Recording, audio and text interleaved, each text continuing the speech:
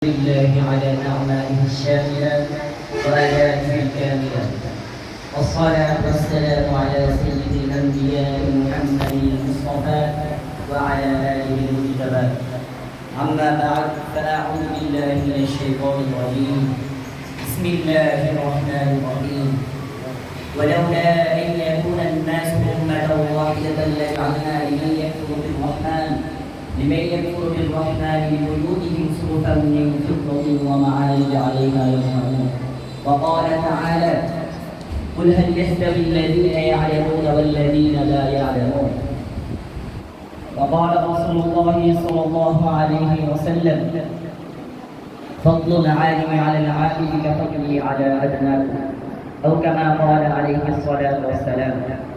الحمد لله. দক্ষিণ বাংলার ঐতিহ্যবাহী মনি প্রতিষ্ঠান দারুল উলুম একাডেমির কর্তৃক আয়োজিত আজকের এই সফল প্রোগ্রাম ও প্রদর্শনী অনুষ্ঠান, উক্ত অনুষ্ঠানে উপস্থিত রয়েছেন অত্র মাদ্রাসার প্রতিষ্ঠাতা পরিচালক সাহেব এবং আরও উপস্থিত রয়েছেন আমার মাথার তাজ সমতুল্য হাসানুল্লাহ কেরাম, এবং আমার সামনে উপস্থিত রয়েছেন বাংলার প্রত্যন্ত অঞ্চল থেকে আগত এক জায়গায় এই ছাত্র কাপেরা। সকলকে জানাই আমার পক্ষ থেকে আন্তরিক মোবারকবাদ।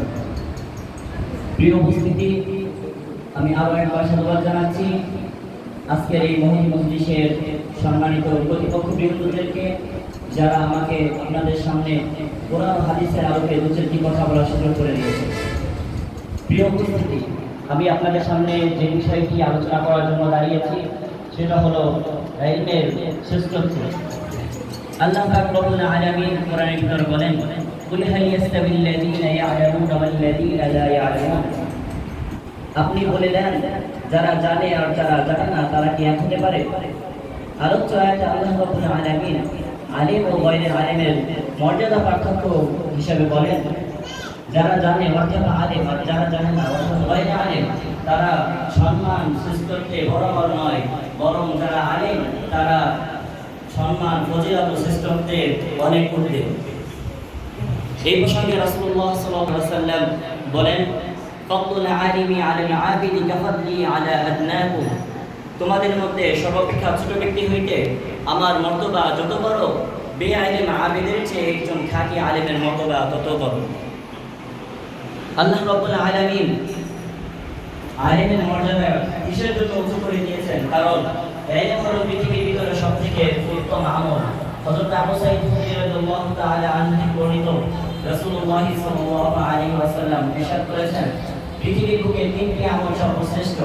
এর ভিতরে এক নম্বর হচ্ছে ইলম তলব করা, দ্বিতীয় নম্বর আমল হচ্ছে আল্লাহর রাস্তায় জিহাদ করা, তৃতীয় নম্বর আমল হচ্ছে হালাল উপার্জন করা। কেননা ইলম হচ্ছে আল্লাহ তাআলার প্রিয় ব্যক্তি, আর জিহাদটাই হচ্ছে আল্লাহ তাআলার ওলি, আর হালাল উপার্জনটাই হচ্ছে আল্লাহ তাআলার বন্ধু।